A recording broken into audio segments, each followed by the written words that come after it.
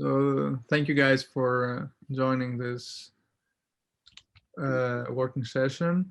And the goal, like for the first part, like I said before, we're gonna talk to you and give you the brief overview of how to access all links data through the links data portal. And we have both UI-based methods and programmatic methods to download either on a batch level or on an individual level, the data that have been generated by the data generation centers. And then the second part of this workshop, Mario is gonna take over and show you another more analytics focused portal that we have developed, iLinks, which is a very helpful and useful tool to analyze and process and signatures. So here on my screen, I don't know, probably everyone can see the screen, right? Yes, you can see. Perfect. So this is the first version of the portal. The portal has gone through two big version changes. And on the first version that was developed 3-4 years ago, that was a launch, we were focusing on just storing the data on a flat format, on the format that was given us by the DCIC. And as you can see, you can browse the data, you can go to a list of data sets that have important information about the data, what kinds of reagents and the corresponding metadata were used, and how to download them.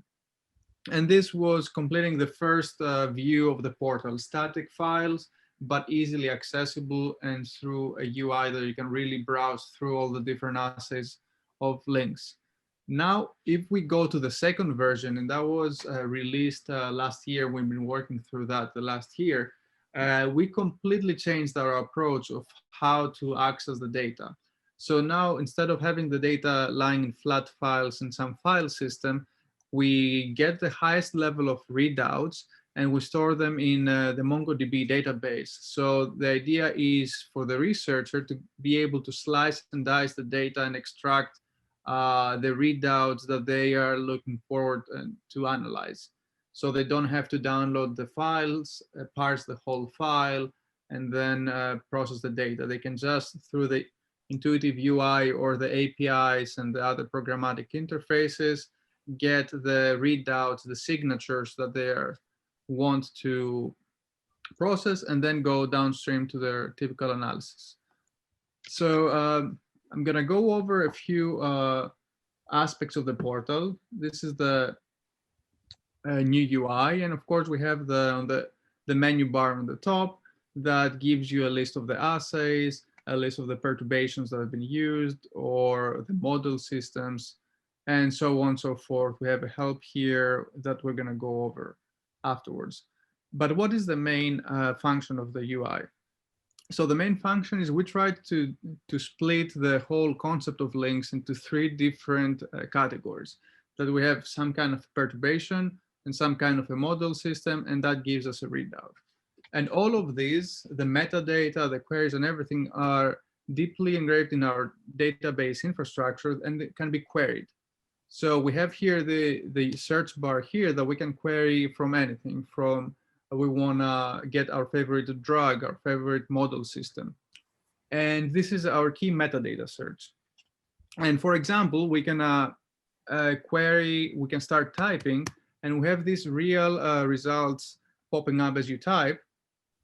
And the categories that we have access on metadata that match your query are going to be showing on their corresponding columns. So if I start typing, for example, roscovitin, I can see that if I start typing, for example, the first 3 words, I can see that many small molecules that match the name pop up. And of course, you can see that salicylib, which is the brand name of roscovitin, pops up. But although it doesn't match on the level, on the character level, you can see it shows up in the results. And why is this? You can just go to the question mark and say that salicylib has a synonym of roscovitin. So this gives you extreme flexibility to search with even synonyms and really pick up the name that you would like to go. And for example, if we click here, we can go into the corresponding page that we've collected all the metadata around salicylib or roscovitin. You can browse here, you can browse the data sets, where was it used, and so on and so forth. Another functionality is that we don't limit our search only to small molecule names or cell line names, but we also have key metadata categories for each type. So for example, when I start typing AB, I can see that I have some names that match the string, the character string of AB, but we can see that other metadata categories are showing on the results. So you can see here that we have mechanisms of action that map that, or targets that show up after the string match. And everything's clickable. We go and click on the term that we would like to use, and you get a result of a small molecule page, as you can see on the perturbations page, with a list of small molecules that match your search criteria. So let's see now. Another result, that was for perturbations, but we can start typing some other key terms and see what pops up. For example, when I try to type lung cancer, maybe we want a lung cancer cell line, immediately we can see that the results on the model systems get shown up here. And we can select, for example, some cell line that matched the string LU, or maybe we wanted to go to the organ, lung, and so on. So we can click here if this was our case, and we can go into cell lines that are lung cell lines. So after this, what else can we do? On the right side here, we can see that those cell lines have been tested in these assays, the kind of assays that we split the data in. And we have the gene expression readouts, signatures, the protein expression signatures. We have epigenetic signatures and cell phenotype. So if we want, though, to learn more information about the cell line, we can easily click on the name and then go again back to the page that is specific for that cell line, that we've aggregated all the metadata that we had for that particular cell line through the links metadata specifications. So the next part is now we want to do, we saw how to get metadata for reagents, such as perturbations or model systems, but we would like also to do some searches for signatures. How do we proceed on this? So the easy step would be, again, use the search bar and type, for example, we can use the same name that we did before, salicylib. Okay, so we type salicylib here, and this is the full string, and we can say that, okay, on the metadata side, we found a match for your search term, but also on the signature side, we have results popping up. What do this indicate? This indicates that we have found gene expression signatures, and for links, the majority are L1000 data that use a small molecule that matches your criteria. We also found some protein expression signatures, some epigenetic signatures, these are the GCP, some protein binding signatures that all used that small molecule. So you can click on that small molecule and go to the signature page. Again, here, as you can see in the summary, we found 237 signatures. Oh, this probably is my browser. We had 237 signatures that matched your criteria, but also we can, oops, sorry, let me resume here. We can go and download the whole 237 signatures, or we can go individually and select one signature at a time that we would like to access and download, either the metadata or the data. Everything comes in JSON format, and you can read it. And in the future, we are planning to include even a table format of that output. Now we have selected 237 signatures that use the salicylib perturbagen, but we can also use the side menu to filter down further the list. So, for example, here you see categories that have been on the table, and we can filter with whatever we want.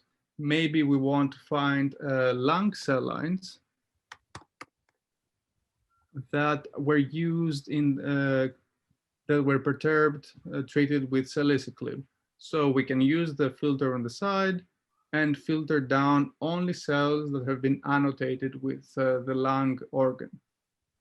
Of course, now, as you can see, we limited ourselves to 19 signatures, and we can again bulk download, or if you want, you can download the individual signatures as you want.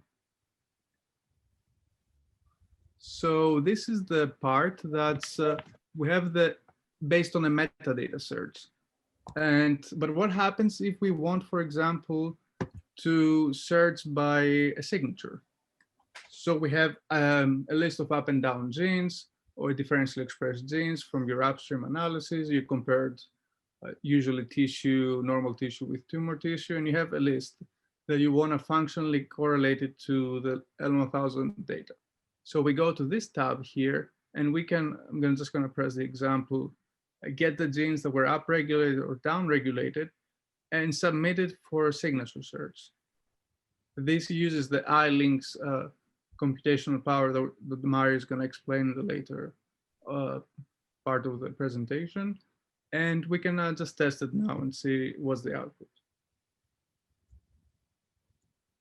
So it takes a few minutes because it sends the signature to iLinks and then gets back the prioritized L1000 signatures as the result.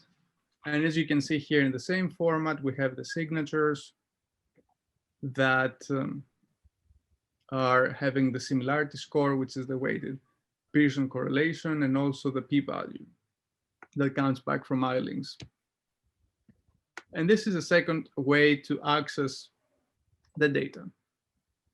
So we learned about how to access them using keywords, how to get back prioritization lists of compounds using up and down lists. Another way to access the data that we built in this portal was to utilize chemical structures.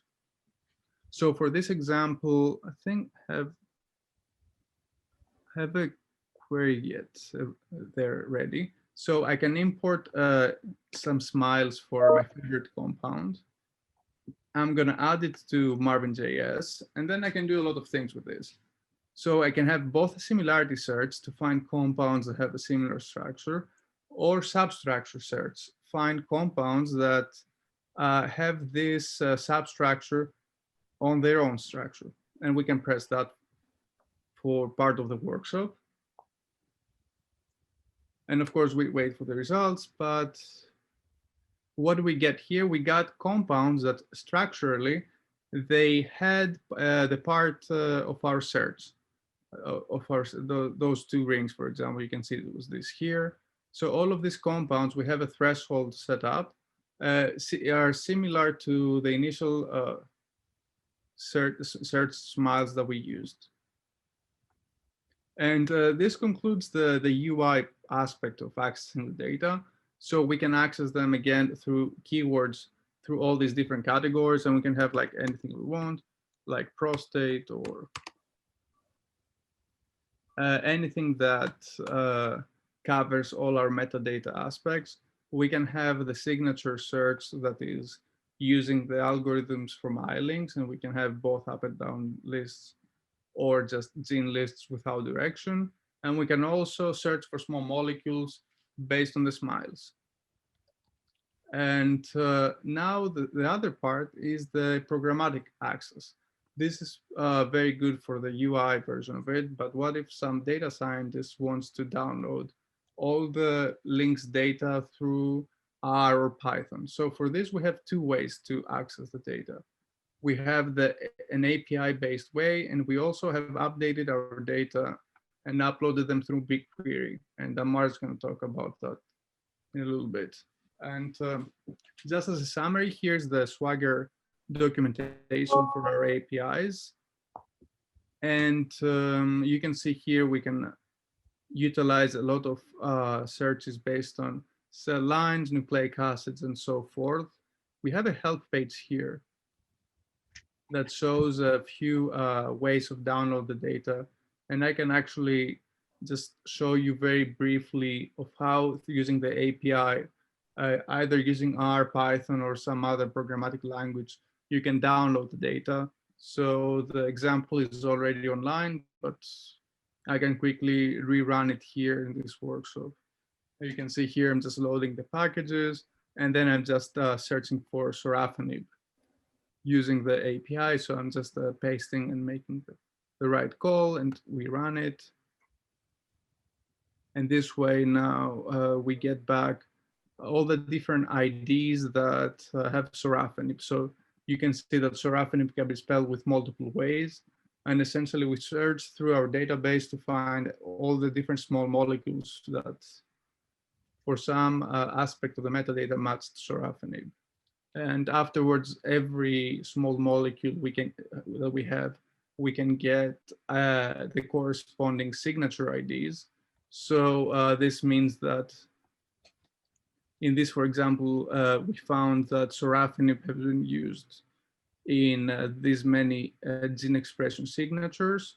And at the end, we have other metadata aspects of our search. So overall, sorafenib in this case has been used in 284 gene expression signatures and 2 binding signatures.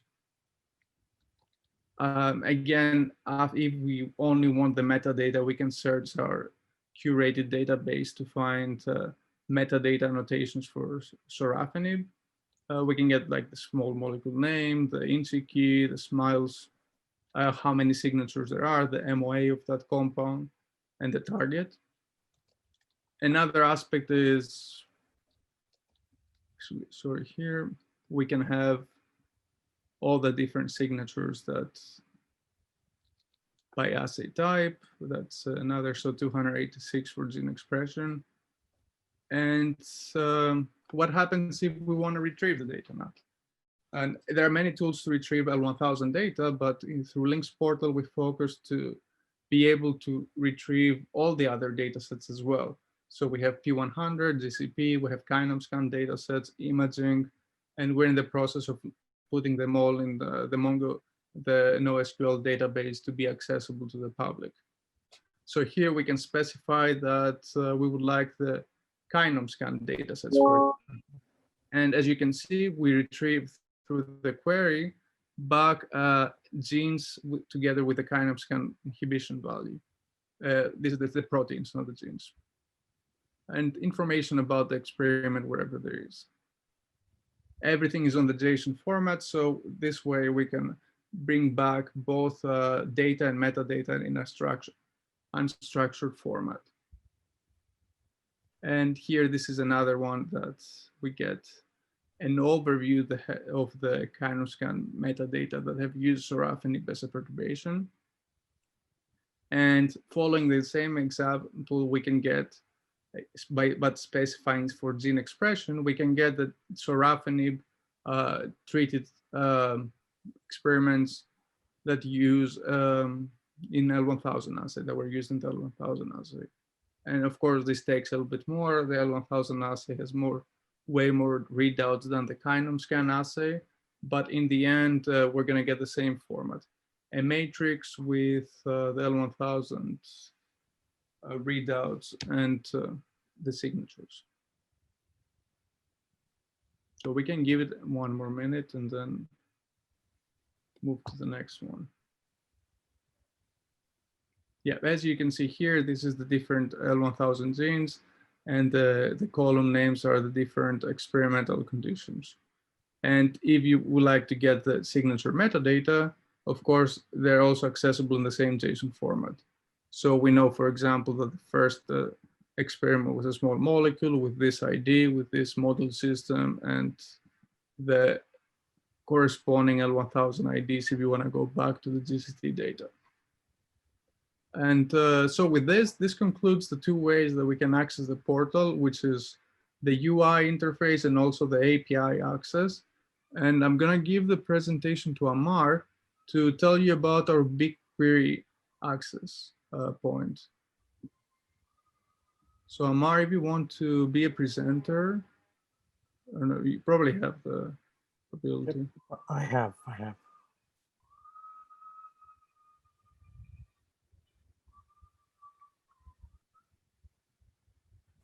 So one of the other ways that you could access the data that is present in Links portal is through BigQuery. So what we did was we hosted the data in Google public datasets. The way that you could, so this Google public datasets are the data that is hosted by Google, and everyone has access to it, right? It's public. All you have to do is you have to have a login, sign up, and that's all it takes, right? And the reason why we did it is because it has data persistence. So irrespective of what happens to the project, the data is still going to be there, and it's going to be available for everyone, right? So that's the reason why we made it public. And it also allows to improve accessibility. There are a lot of SQL users. There are people who want to just see the data, right? So for those people, it's easier for all of those end users. It's very easy to see it and access it, right? That's another reason, and it allows us to continuously update. So for example, we wanted to update few data sets tomorrow or something, we could still go and update those, right, without having any restrictions. So that's the reason why we choose BigQuery. And what's included? So all the reagents metadata with external IDs. For example, if you have a small molecule, the names and then PubChem CIDs, Campbell IDs are all included in it. And if it is a gene, you have the gene IDs, and then enter gene names and everything. The same thing with for proteins. The protein names, UniProt accession, everything is included.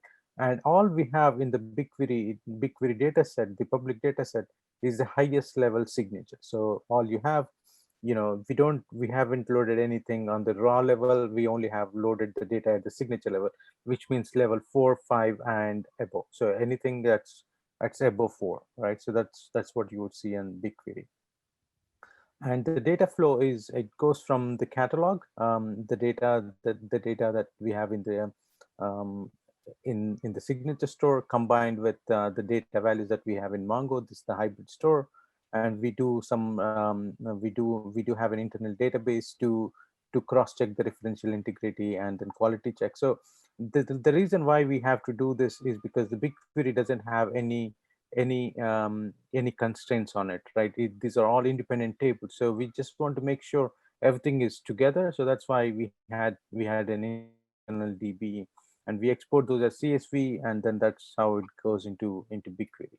So how can you find it? So the way you could find it is if you go to the Google public data set and select search for the term links, you should see this icon that will take you to the links public dataset. The other way that you could go in is if you are already in BigQuery and search for links, you'd see BQ public datasets, and then you'd see UM _ links, right? So this is the other way that you could access the same BigQuery datasets. And we also have an integration directly with the links portal. So in order, let's see that. So the other ways to see it is you could directly go into BigQuery on links portal and select this. So this one will take you directly to the data set, the public data set.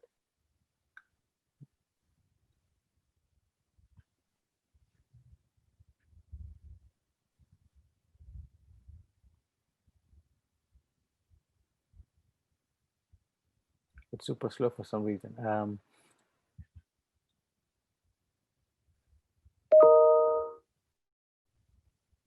Yeah, so this will give you a little description of what it is and the schema. So even though it's not really, these are all independent tables, this is just the schema to make sure the people who want to connect, they can see and connect and query accordingly, right? So this is the data set. Once you open it, you'd get to the data, and then you can query it. The other ways that you could query is we have all of these examples on this, right? So for example, if you're looking for any particular small molecule, right? So if you're looking for Taxol and you want to see all the perturbations, all the small molecules that have Taxol, you could go into this. We have some pre-written SQLs, so SQL. So you could click on this execute in console, and this will open you the query directly into the BigQuery data set.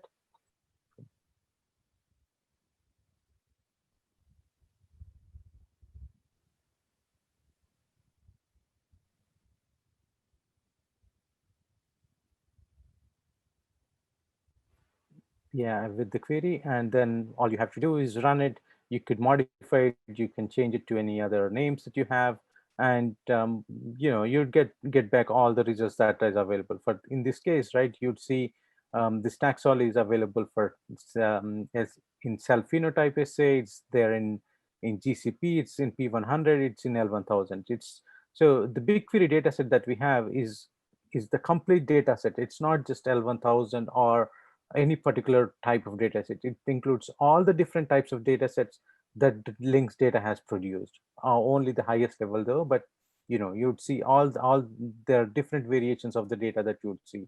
So it's completely integrated. You could go in, you could change any of these queries. You could have, if you want to integrate with other external public data sets, we have all the external IDs provided. If you want to integrate with pathways or something, there is Google public data set for pathways. You could go and integrate with those, right? So I think with that I'll conclude my talk and then pass on to Mario.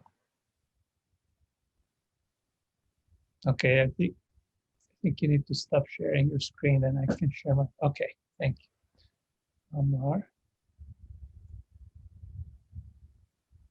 So since I have about half of the time that was actually planned, I'm going to skip the presentation or intro in iLinks and just go directly to the demo. I will make it just a bit bigger.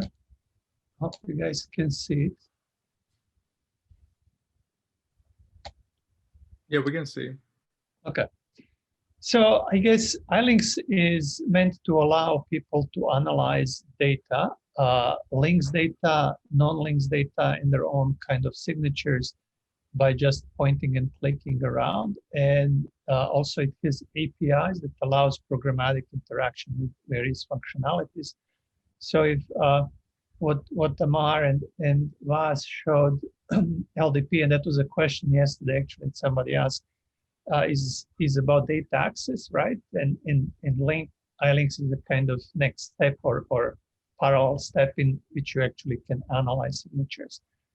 So I'm gonna, you navigate iLinks through one of these three pipelines. You can search or workflows. You can search for things right here, right?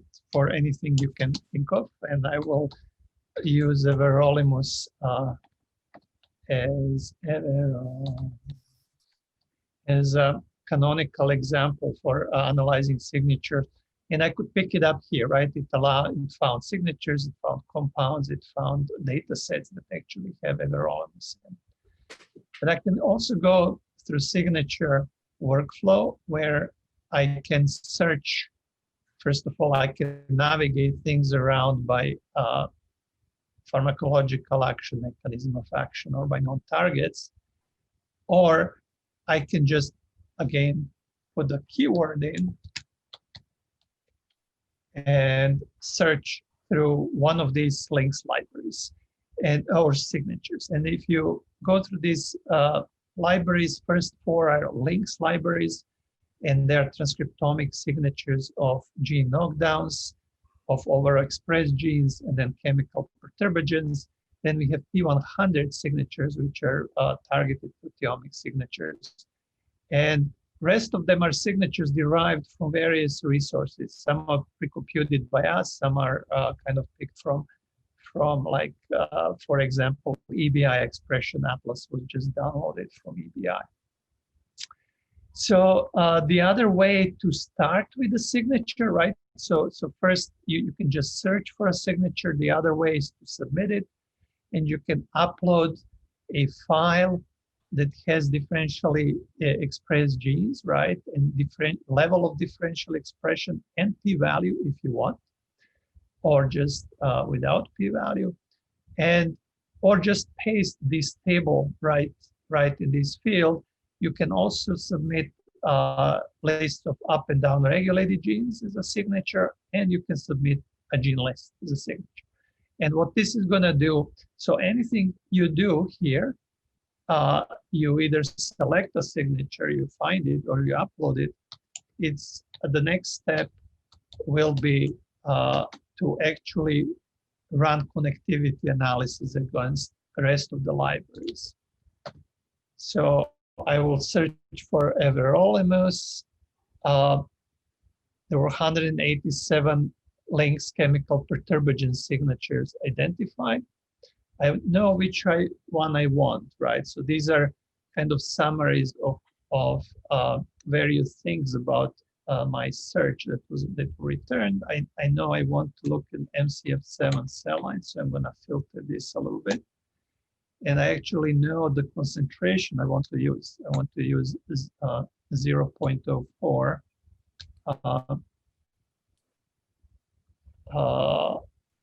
micromolar concentration. And now it lists a couple of signatures that fit this story. And sometimes the perturbagens are not necessarily always annotated with the chemical name. So the different name for this perturbagen is the same thing as everolimus, right? So that's why two of them show up.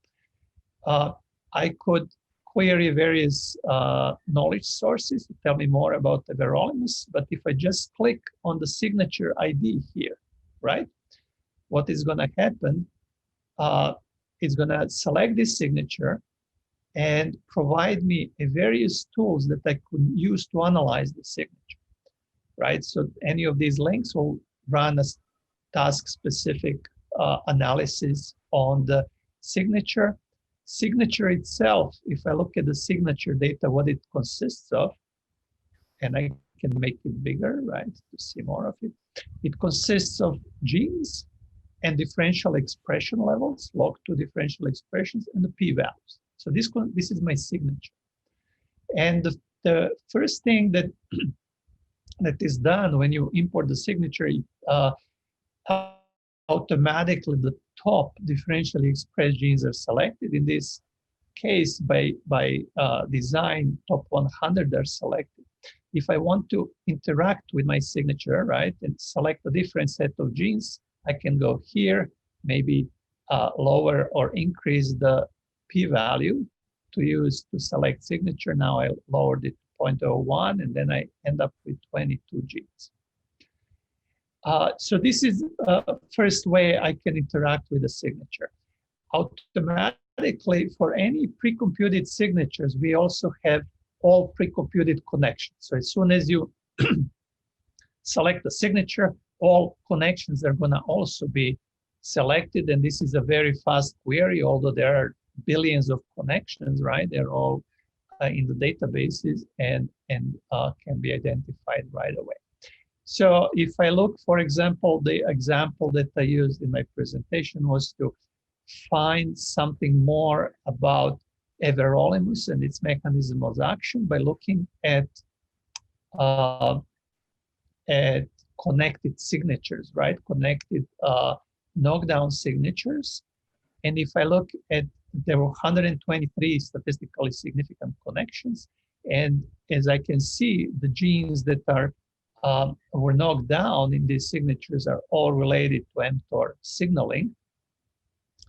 And if I now select this 123 genes signature by going here and then select all, I can run the same type of task-specific systems biology type of things, enrichment, network analysis, and so on, that I can do on differentially expressed genes. I can do now on knockdown genes that created signatures that were highly correlated to my query signature.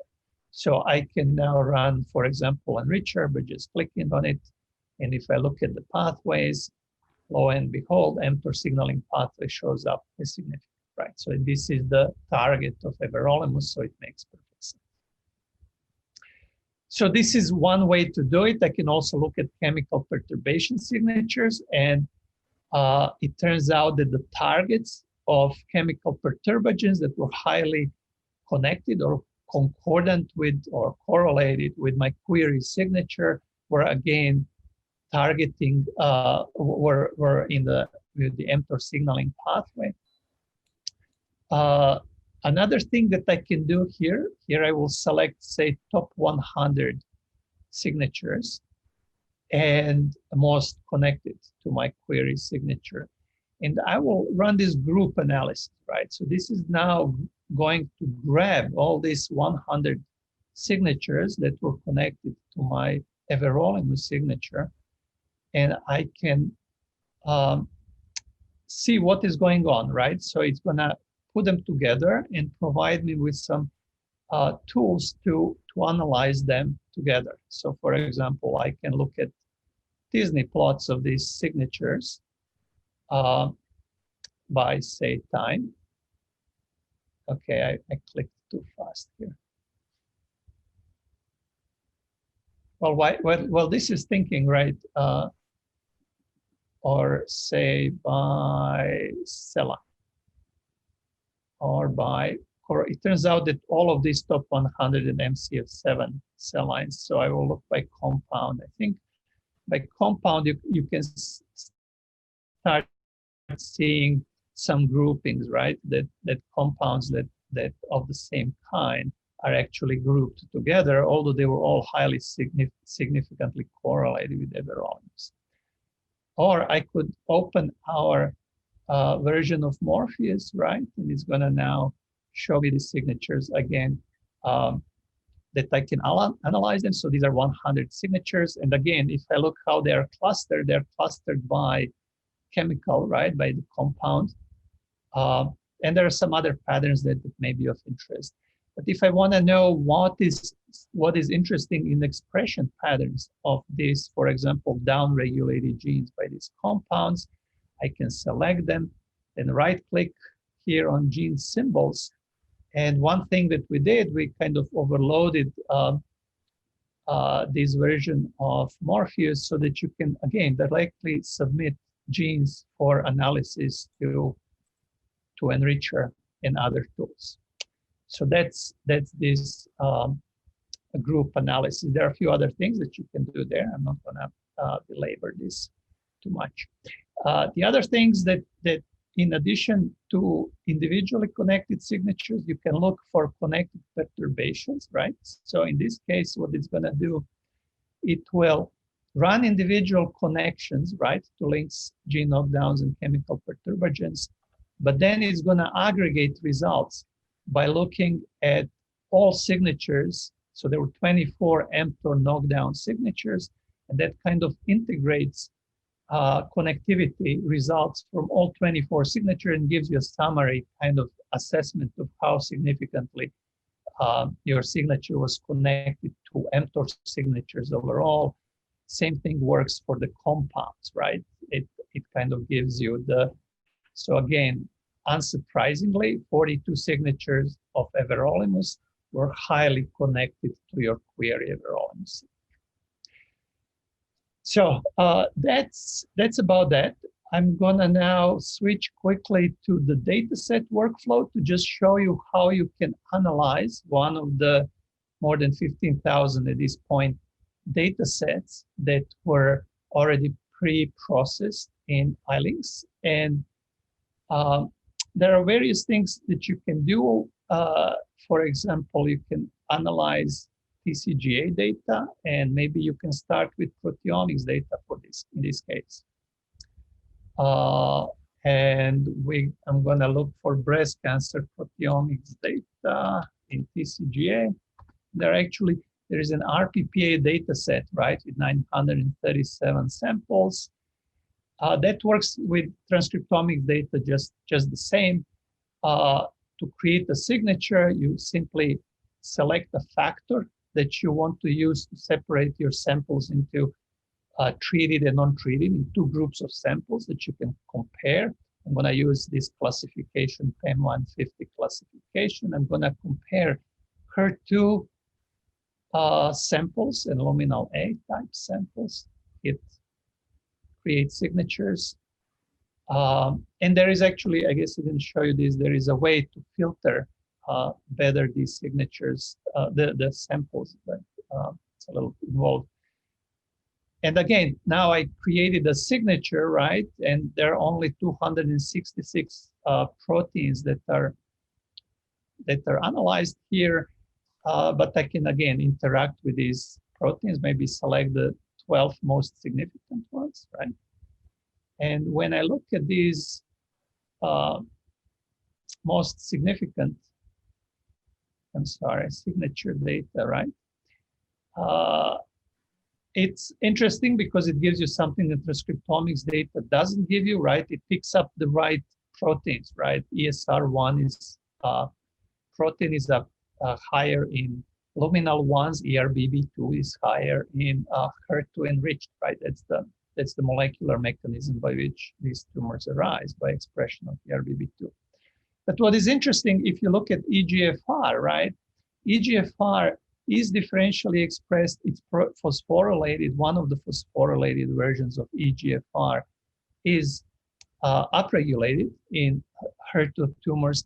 But if you look at just EGFR, or if you look at transcriptional profile of the same samples and look for expression changes in EGFR, they're not going to be there, right? So having this proteomics angle kind of sometimes helps.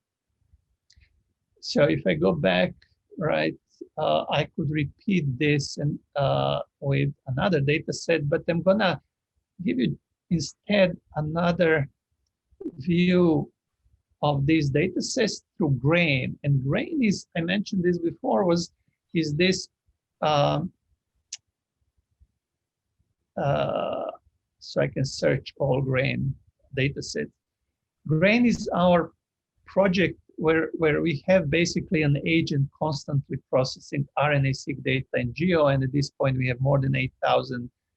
And apparently there was a huge deposition of RNA-seq data to Geo, so we have now suddenly a few more thousands to go. So all of these, so there is a separate app that actually analyzes these. So if I find data of interest from grain, right, that is processed RNA-seq from Geo, if I click here, it's going to take me to this app that runs RNA-seq specific analysis, right, using the negative binomial, right, the proper distribution to analyze data and so on. And if I analyze the data set, right, I can again go in the pretty much same way as before. It's just a slightly different interface. So I don't want people to be confused about this slightly different interface, right?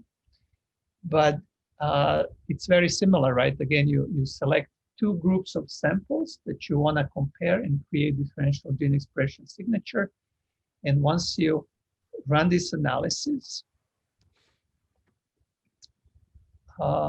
which takes a bit, right? So this now ran HR in the background, right? The proper model and so on. And you can now just upload this stuff to iLinks, right? Go back to our old interfaces that we kind of left for grain for a moment. And then you can proceed in exactly the same way as we did before with analysis of this signature, right? Just as if it's created in iLinks. Okay, I will show one more thing there, then I will stop because we are out of time. So for example, if you each of these outputs, you click example, right? It's gonna populate something. And this is now running a classical enrichment analysis, right? It's kind of taking this gene list and is treating it as a gene list, right? And comparing each of the signatures of differentially expressed genes, like vectors of differentially expressed genes, for enrichment of these genes in this gene list. And so if you look at now at the results, right? So as they come in, right, some of these smaller libraries calculate faster than the bigger ones, but still they are working.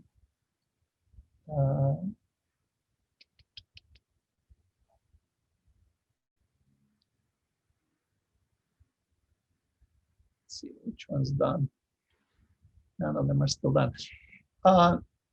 I wanted to show you, yes, right. So basically, if for each concordance measure, so previously, if there were little plots of scatter plots, right? But when we correlated the full signatures, but each of these connections that are made, right, when a connectivity analysis is run, produces some kind of interactive plot that allows you to visualize why these signatures are connected, right? Why was this one enriched by the genes you submit? There are various other visualizations that are peppered throughout the islands, but I will have to finish here because I'm already 5 minutes over the line. So I don't know, do we have any time for maybe a question or two? Is there somebody that does Yeah, I have? think we have till 5:45 our time. They just put it in the chat. Oh, we have until 5:45? Yeah. Oh, So okay. go ahead. All right, so I mean, I can go through a few more examples if that's okay, or we can maybe let's wait for questions there, or either of us, right?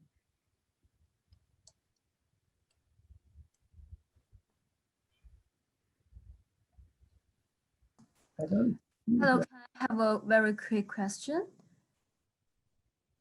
Please go ahead. Yeah, when you submit a query list of signature, I didn't see clearly. Is it possible to add the regulated direction, for example, upregulated and downregulated in this list? Yes, so I can give you another example, right? So if we go to signatures, so there are 3 ways to submit a signature, right? So one of them is to upload a file like this, right? That has gene ID and then log fold changes, which gives you direction, right? And significance p-value. But if you go here, it actually allows you to list up regulated genes, right? And down regulated. Yeah. So if I hit example here, right, then it's gonna have now 2 different gene lists, right? Okay, that's perfect. Okay. Thank you so much. Sure.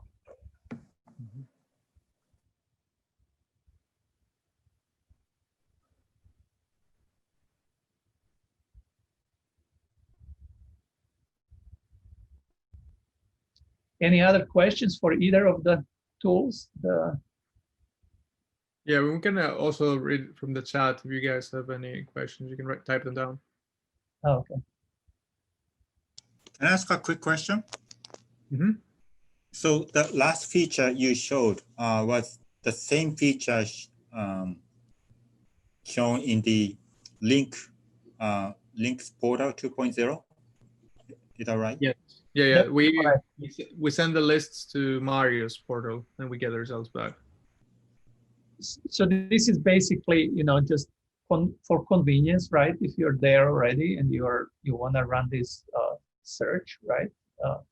It's a way of finding signatures, right? And so basically there is an API in the background that links portal uses, and this user interface also uses exactly the same API to run the analysis. So it's going to be, you should get exactly the same results, whichever way you use it.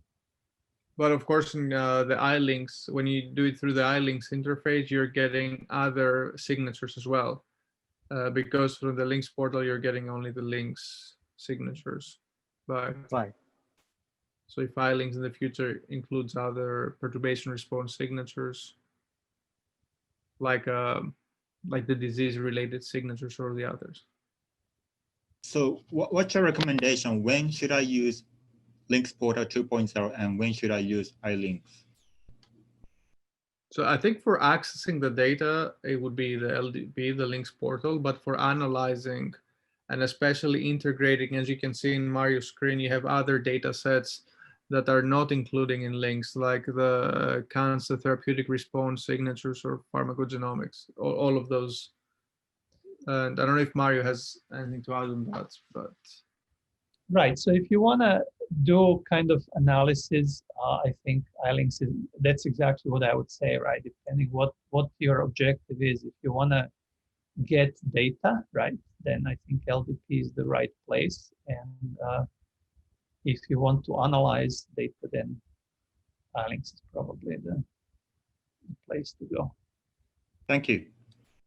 So for example, this one is, we have the pharmacogenomics descriptional signatures that are similar as links data, but they came from other projects. And so, for example, these are, I am not quite sure what the query was anymore, but it kind of allows you to maybe look at different things, and also has this follow-up feature, right? Especially if you use your full signature, right? That you can go through these results and run. So again, even here, if I go to say knockdown signatures, I can select say top hits here and run pathway analysis on these, right? Mm-hmm. And see what is, let's use something else, or a network analysis, right? That gives me, it's a follow-up thing that is not just giving you the list of connected signatures, but also allows you to expand your analysis. So anyway, that's Gene Mania, right? Enriched module that was enriched by these query genes that I see.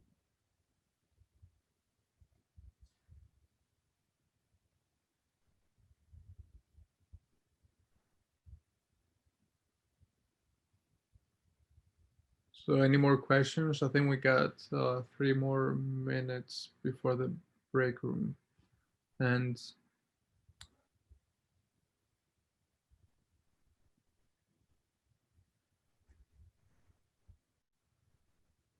Can I find YouTube tutorial on this anywhere by chance?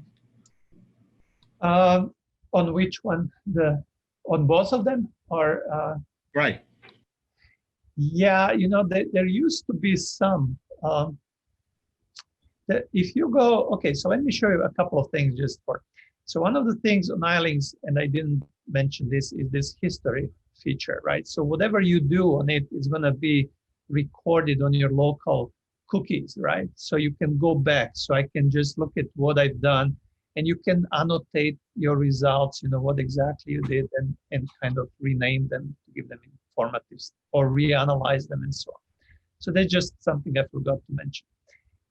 In the help, there are use cases, right? And we have some of the videos, but they may be a little bit obsolete because we changed quite a bit of UIs over years. So they may not be reflecting exactly the current state of UI. But if you go through these, through workflows, for example, you can, if you click on any one of these, it's gonna lead you step by step, right, through some of these examples. How do you get from one point to the next? So it's not necessarily okay. So where use cases here, right? So use cases. This is the use case, one of the use cases I did, right? And it leads you step by step, where do you click and what do you need to do in order to kind of get what I showed you right now. So again, I think we will try to have some more YouTube videos.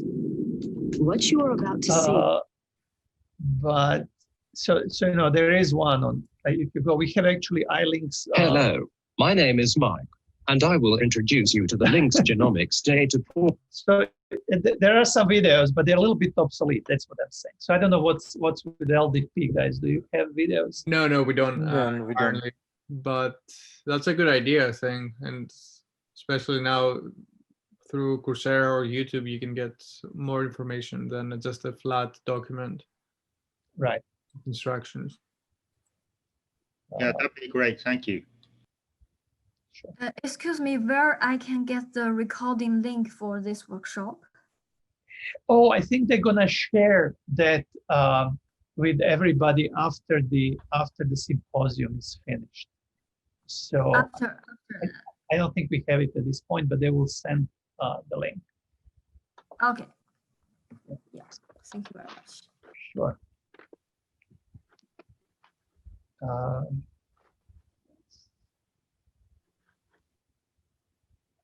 There is also a paper, right? At least for iLinks, and LDP also has a paper, but iLinks paper is actually very focused on some of these workflows, and there are supplements there that go step by step, are basically these workflows that I'm showing here, so you guys can, if somebody wants to take a look at that. And the algorithms behind what they're used in the connectivities are also in that paper. That's right. That's right. So yes, if you want to know what how exactly we run this connectivity analysis, there is a bioarchive paper that describes that.